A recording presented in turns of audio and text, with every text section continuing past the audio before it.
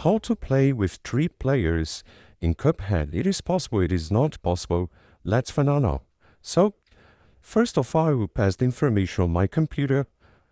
Okay, on this version of Cuphead, but it's the same information, the same process, okay?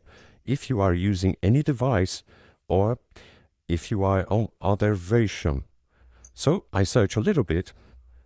I searched on all websites, all forums, and the official Cuphead website, and I found the answer that it's impossible to play with 3 players on Cuphead at the time that I'm recording this video. Okay, you can only play with 2 players. So to play with 2 players, you need to press Shift and Tab. You will open your friend list. Okay, search the person that you want to invite, click with the right button, and click Remote Play Together. Then you just need to ask your friend to click on any key of the keyboard or click on any button of the controller that you will play with your friend.